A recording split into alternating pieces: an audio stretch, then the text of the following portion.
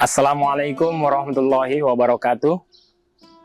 Alhamdulillah, wassalatu wassalamu ala rasulillah wa ala alihi wa sahbihi wa mawalah. Raditu billahi robba wa bil islami dina wa bi muhammadin nabiyya wa rasulah. Rabbi zidni ilman warzuqni fahman.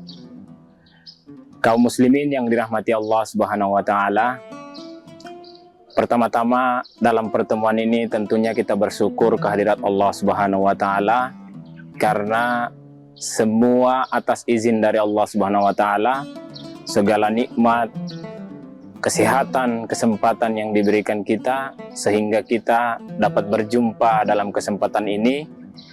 Dan yang terpenting adalah kita dipertemukan kembali dengan bulan yang suci, bulan yang penuh berkah, penuh rahmat dan ampunan, tidak lain yaitu adalah bulan suci Ramadan.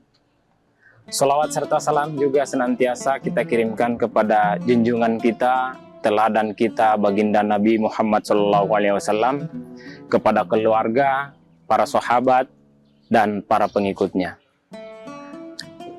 Kaum muslimin yang dirahmati Allah Subhanahu wa taala, saya ingin menceritakan salah satu kisah yang inspiratif, tentunya bisa menjadi renungan dan motivasi bagi kita semua, kaitannya dengan tema rezeki. Dikisahkan dalam suatu ketika seorang guru dengan muridnya berselisih pandangan dalam memahami rezeki ini.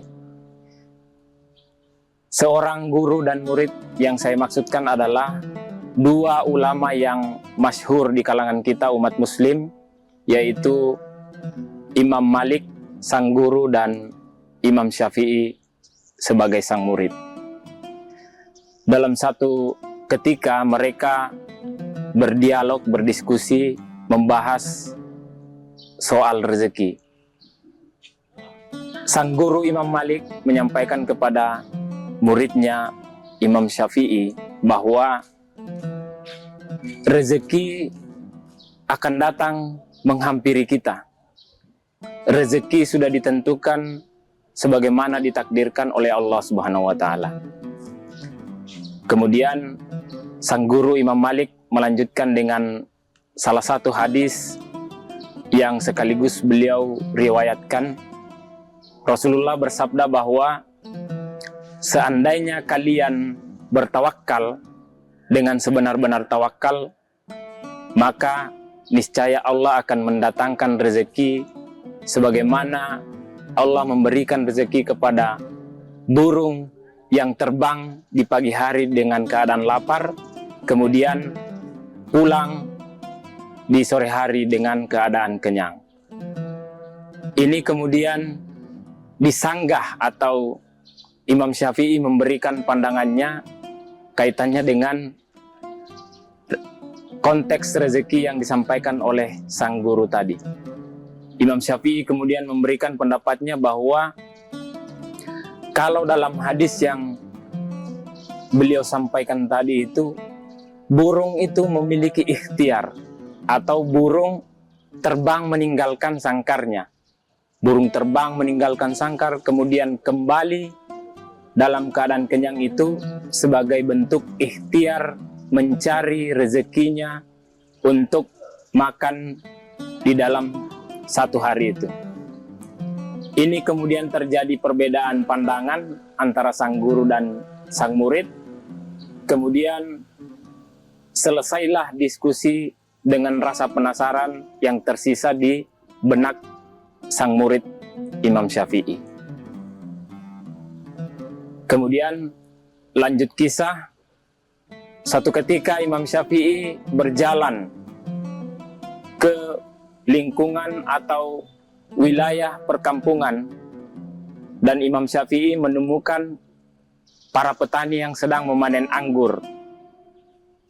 Banyak petani yang sedang memanen anggur, rombongan atau kelompok petani itu kemudian menyapa Imam Syafi'i sehingga kemudian Imam Syafi'i bergabung dan sebagai orang yang punya jiwa sosial yang tinggi, Imam Syafi'i kemudian membantu para petani yang sedang memanen anggur, sehingga kemudian pada saat kegiatan panen anggur itu selesai, Imam Syafi'i kemudian diberikan hadiah beberapa ikat anggur.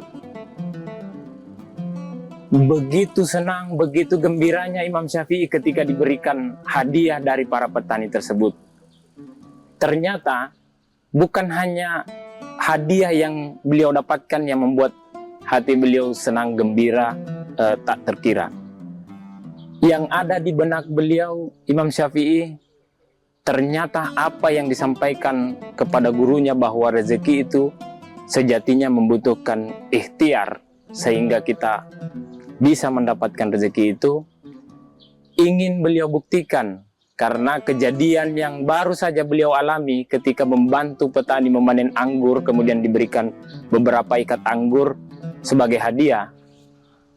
Imam Syafi'i menganggap ini adalah bukti kuat untuk membenarkan sanggahan atau pernyataannya pada saat mereka berdiskusi dengan gurunya Imam Malik.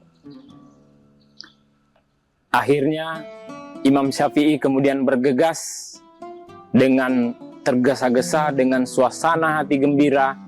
Beliau ingin segera menghampiri sang gurunya Imam Malik. Kemudian setibanya beliau di rumah gurunya, langsung beliau sampaikan kepada gurunya, "Wahai sang guru, saya ingin memperlihatkan sesuatu yang tadinya kita berbeda pandangan, namun hari ini saya ingin membuktikannya."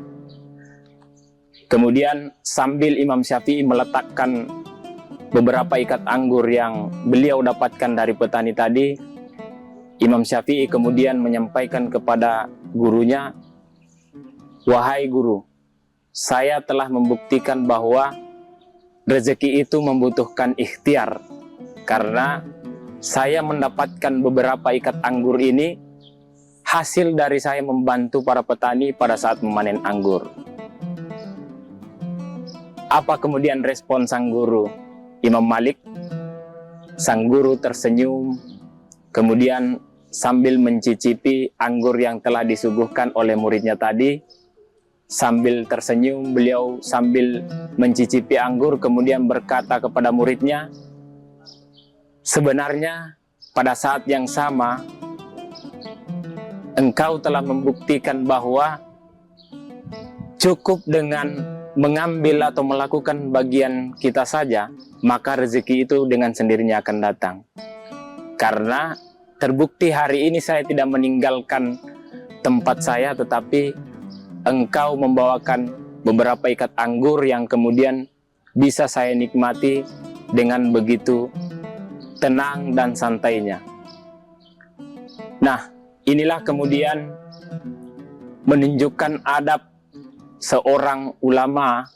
Mereka kemudian kembali berdiskusi dan sambil tertawa bahwa ternyata memang ada rezeki yang harus dicari, ada rezeki yang mendatangi atau menghampiri kita. Ini menjadi pelajaran bagi kita semua bahwa sekuat apapun kita berikhtiar, kalau tidak ditakdirkan menjadi rezeki atau milik kita, maka kita perlu keikhlasan sehingga tidak mengganggu lagi pikiran, tidak mengganggu konsentrasi, bahkan tidak mengganggu kehidupan kita. Kita sebagai umat muslim tentu meyakini bahwa bagi Allah tidak ada hal yang sulit. Bagi Allah semua bisa dilakukan dengan kapanpun ketika Allah berkehendak.